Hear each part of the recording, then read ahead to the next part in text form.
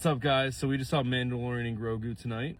They did give everyone exclusive Star Wars Unlimited cards on your way in. Yeah, we got the Razor Crest and Grogu. And I also got an exclusive popcorn bucket. For me, the movie was it was very solid, right? It's right up the Star Wars alley, if that makes sense. Well, I think this movie did a very good job of bringing the charm from the original trilogy with like practical effects and just the vibe of the movies, and then blending it with like the prequels, Clone Wars, Rebels, like stuff like that.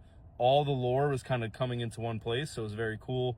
This obviously takes place after Mandalorian season 3 and around like the same time as Ahsoka. Embo, who was in Clone Wars, one of the bounty hunters. It's cool seeing him in live action. And Zeb too, it was cool seeing him in live action again. I know we saw him very briefly in Mandalorian, but it was cool seeing him actually fight. I wish we saw more of the Imperials. However, I do get the shift to see, you know, with the Hutts a little bit more. They did the Hutts very well. The action was great, and then the story in general was good. But it's definitely one that I would watch again. The visuals and cinematography are tippity top.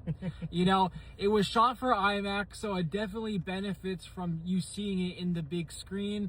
I wouldn't say it's a requirement, but you know, if you have the time to go see it in the theaters, definitely do it. The action was also really, really good. You're going to enjoy yourself throughout the entirety of this film. Massive like Thor Ragnarok vibes, like when you're watching this. I mean, as we know, that's the best Thor movie, so that's a compliment. It would definitely benefit if you're like caught up on The Mandalorian, if you watch like all 3 seasons, but it's not a necessity, but it definitely helps with that.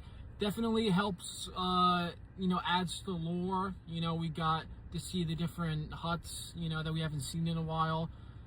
Get to see a lot of the different planets, more of that underworld. You're gonna have a good time if you go and see this movie. Yeah, they said mostly what I wanted to say. The intro, like, it was just like straight fire when you're coming in. Like, the action was right there. I did like seeing Zeb, like, that was cool. I wish he got more lines. He's established, so he's more like for payback for the fans who watched Rebels. If you saw the trailers, like, it's funny how they made the Hutt character, what is it? Do you guys know his name? Rada.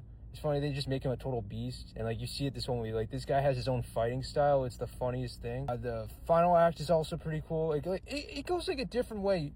The only thing I have to say is, like, it was strange for them to make this, in my opinion, make it a movie. I could have just seen it as season 4.